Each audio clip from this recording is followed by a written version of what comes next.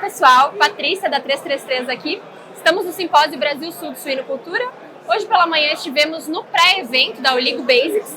Estamos aqui com o Dr. Eduardo Raeli, que deu uma palestra nesse evento, né?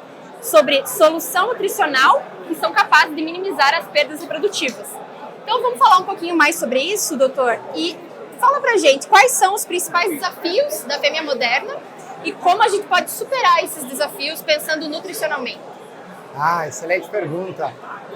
A fêmea suíno-moderna, ela é uma fêmea que ela traz para a produção o desafio do suinocultor, ele tem que se reinventar, porque ela é uma fêmea que ela tem uma capacidade de produzir muito mais leitões, então tem uma progênie muito mais numerosa e ela tem uma condição genética de favorecer a produção de carne.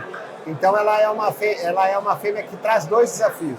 O primeiro é a gente conseguir trabalhar esse número elevado de leitões e fazer com que todos esses leitões possam chegar ao final para aumentar a produção de carne individual ou de carne por fêmea.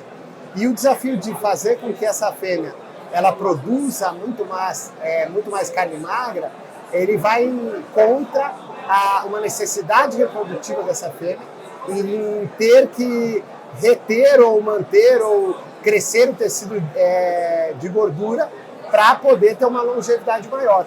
Então, nesse ponto, o suinocultor ele tem que compreender que tudo que ele faz hoje, ele vai ter que repensar e entender como que ele tira o melhor proveito dessa fêmea.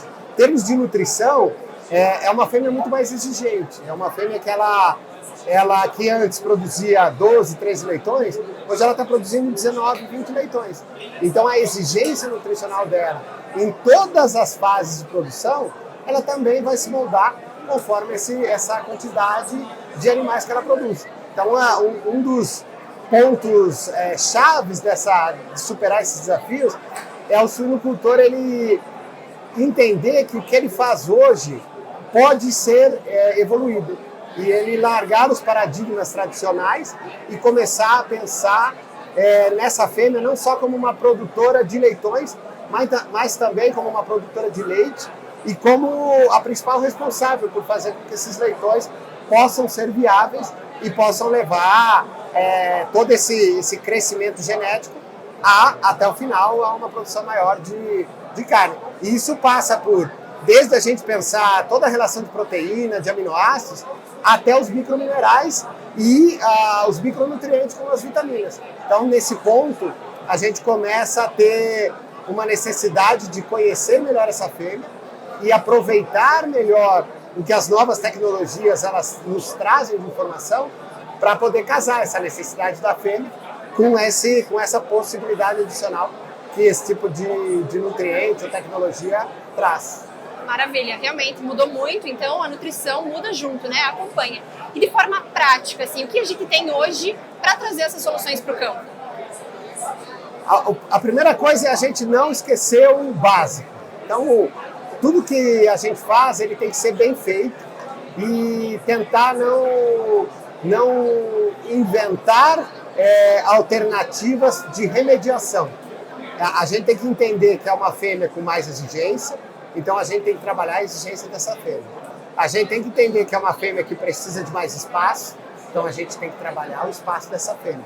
A gente tem que entender que é uma fêmea que, se ela tiver a possibilidade de produzir leite, ela vai conseguir levar um número maior de leitões até o desmame, com menos interferência humana nesses leitões. Então, a partir do momento que a gente entende esses 3 pilares básicos, a gente começa a fazer o que a fêmea necessita e não o que o leitão necessita. E a partir do momento que a gente olha para a fêmea e começa a desenvolver essa fêmea como uma fêmea moderna, como uma fêmea que está trazendo um volume de carne muito maior do que trazia antes, a gente começa a entender que o leitão, a gente precisa trabalhar o básico nele, mas fazer esse básico bem feito, para aí a gente poder obter esse sucesso que a genética cada vez mais está nos brindando com esse número maior de indivíduos. Perfeito. Feijão com arroz bem feito. Feijão com arroz bem feito.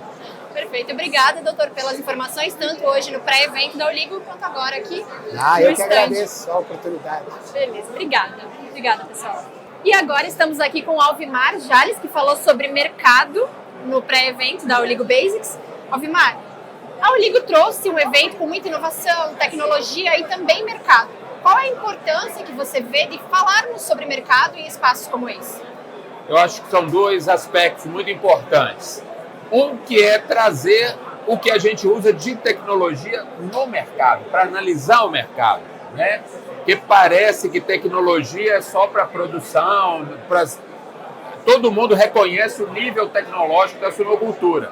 Então a gente teve a oportunidade de mostrar também o nível de tecnologia que a gente usa para analisar o mercado, como fazer as variáveis. E um outro ponto muito importante é que o técnico, eu diria que é a maior pessoa que se relaciona com os produtores. Então eu acho que é muito importante que a gente toque os técnicos do nível da análise do mercado, de como a gente está analisando, como a gente está percebendo, para que ele seja um canal de transmissão para o cliente dele.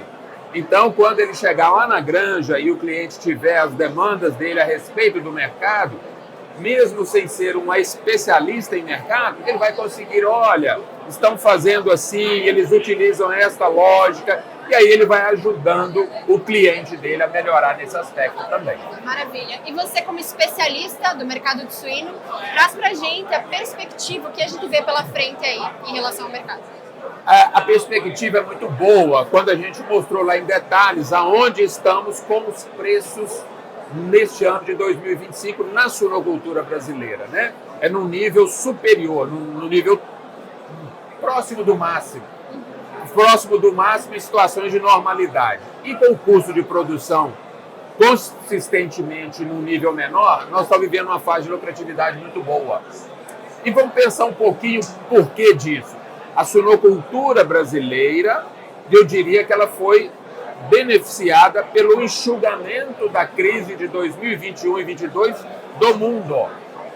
A suinocultura brasileira não enxugou com a crise, tá certo? A gente viu nos números, tá certo? Mas a suinocultura europeia sofreu, a suinocultura americana sofreu, a chinesa sofreu.